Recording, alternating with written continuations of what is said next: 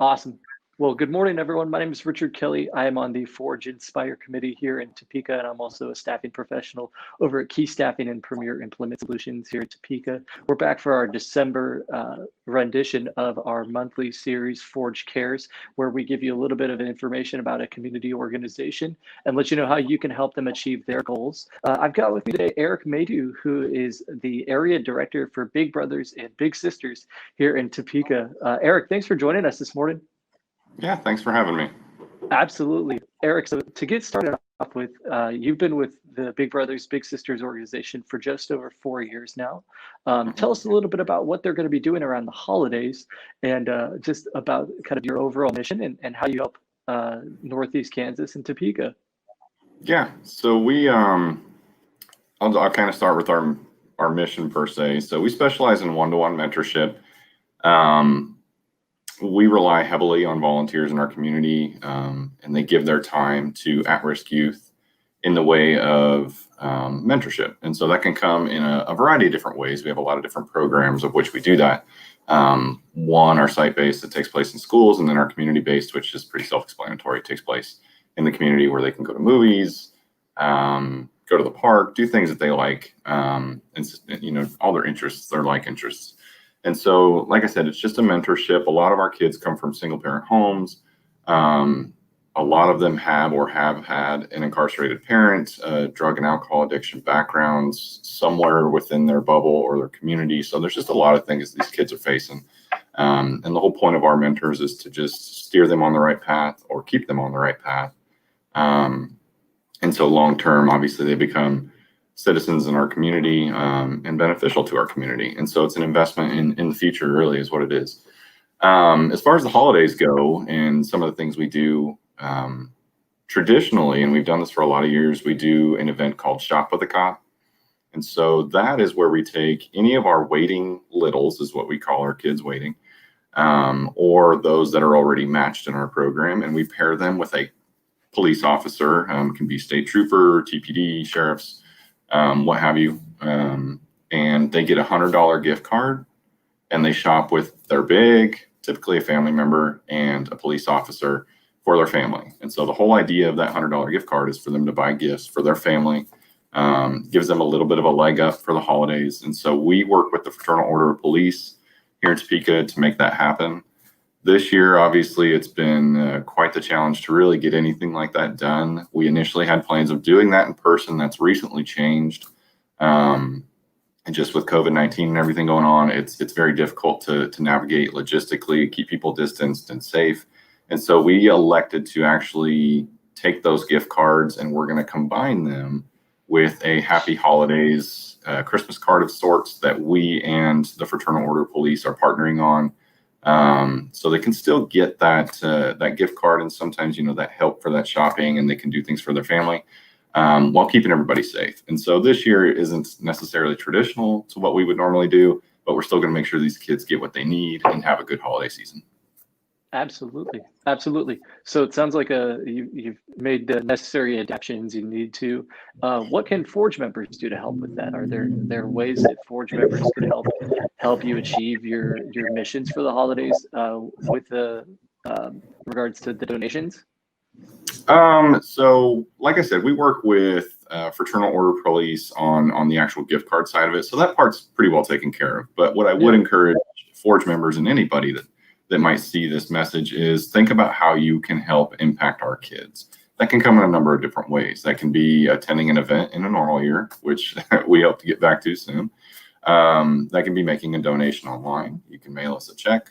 You can call in. That's always a great option. But more importantly, and probably the most important one, is consider becoming a big. I think that giving time is just as important for these kids as giving a donation. And so if you find yourself having some spare time, and a lot of the questions we get is, how do I become a big? Am I too old to become a big?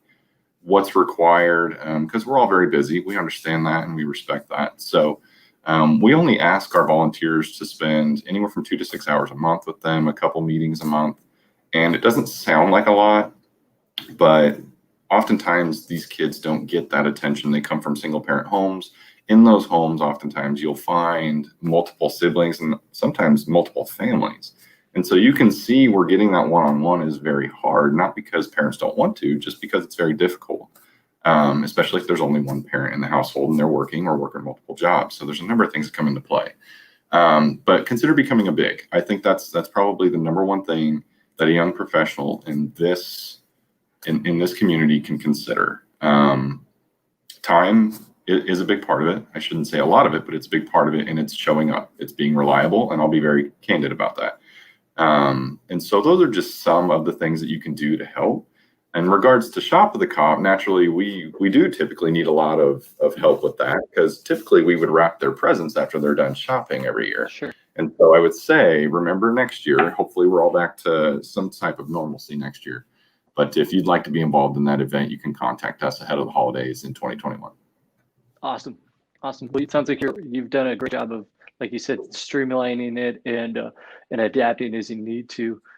As we move in, through the holiday season into 2021, are there any goals that your team has, and if so, what do those look like? Yeah, our number one goal, and it's been this way for over 100 years. Our agency, in the U.S. at least, has been around for over a century, which is incredible. But I think the testament to that is that, sorry, my phone's ringing. Is that we want to serve more kids. That's really what we want to do. There's a lot of kids that need us. And so we currently serve here in Topeka, we currently serve upwards of 250 kids a year. Wow. I would love to see that in the 300 to 400 range. And there's more than enough need in the community. It's finding the volunteers and being able to have a sustainable staff in place and things like that, so we can provide all the necessary support. And so that's probably the number one goal, especially coming out of COVID this year, is making sure that we hold on to what we have, but still maintaining the growth in terms of children served. So that's probably number one for us. We'd like to get to a point where we could maybe hire a couple more people, and that's going to be required and necessary to serve those kids, which requires, fundraising and all those fun things. And so the quicker we can get back to normalcy, the quicker we can try and grow our program here. But we've done a great job of doing that over the 4 years I've been here. So. Absolutely. And so Forge members, if they wanted to get involved in, what would some of the activities look like that they would be participating in with their littles, if you will? Yeah. So if they became big, there's all kinds of things you can do, and the matching process is pretty easy. Technology's really made it a lot easier for our volunteers. Back in the day, it was all paper and all kinds of different things. And now just about everything can be done through a link, with the exception of interviews and home visits and things like that. But I think one thing that I would say to our volunteers is we do everything in our process in the sake of child safety. That's what we do. And so I would say that, in our process, we try to align your interests with that of the little. So we do what's called best fit matching. And so to a volunteer that would be interested in doing this, in the community-based model, you actually get to pick your little. And so we do an interview with you. We gain some knowledge about your interests, your likes, your dislikes, some of the things you're not comfortable with. And so we take all that information, and then we go through our wait list, some of those kids looking for bigs. We find some like interests, we match them up. We find 3 of them, and you as the volunteer actually select which little you would like to mentor. So you do get a hand in this, which is exactly how it's designed, because we want this match to be sustainable and last for a long time. That's the goal, right? So what I would say is, don't be afraid of the process. Don't if you're hesitant about time and things like that, I would encourage folks to go to kansasbigs.org, select Become a Mentor, and we'll do an information session with you. No obligation, no strings attached. It's just simply learning more about our program and if it's right for you. And we understand that it's not for some people, and that's okay. But if any curiosity is there, I would encourage you to get with us and let us get you that information, and you can make the decision that's best for you. Awesome. And Eric, it sounds like you really enjoy working with the organization. Just talk about something, or maybe a memorable event or a memory that you can think back on in these last 4 years, something that really resonated with you. Oh man, there's a lot of them. How I came into contact with Big Brothers Big Sisters, and this came way before my 4 years and starting here. I was actually a big in college when I was an athlete in college, and we did a program through our athletics office. And I mentored a young man named Adam when I was about 20 years old. So that was some time ago now. Yeah. But my wife and I actually got to do that together, being as we went to college together. And so it's just ironic that, me and my wife are married now and have been for some time, but at the time we were just dating and in college, and we both got to kind of mentor Adam together. And here we are all these years later, and I'm working for the organization. So my history with Kansas Big Brothers Big Sisters goes much further back than me actually being employed with them. But as far as memories since I've been here and been the director, I hear all kinds of great stories. The good of humanity is really what you get to see a lot of. Granted, there's some things that you don't like to hear, but there's a lot of really great people out there that I get to watch. I get to kind of stand by and watch this all go through the process. My staff gets to do the processing, but I get to see the end results, which is really fun. Being the fly on the wall, which we all say sometimes. And so just watching these kids come out of their shell, how they react to their bigs, the amount of love that these volunteers have for these kids, it's pretty incredible. And it's really gratifying, just to tell a quick story. We had a father that was incarcerated, and he wrote us a letter from jail saying that he wanted his two daughters matched in our program because he didn't want them going down the same road he did. And I'm happy to announce that we just had both of them matched. And so it's those successes that I think really makes it fun to work here. It makes it very gratifying. It's very rewarding. But I like doing creative things, and this role allows for that. I love getting to know people in the community. So there's so many benefits to doing what we do. But more importantly, just seeing how these kids react and being able to help them, man. They're so impressionable.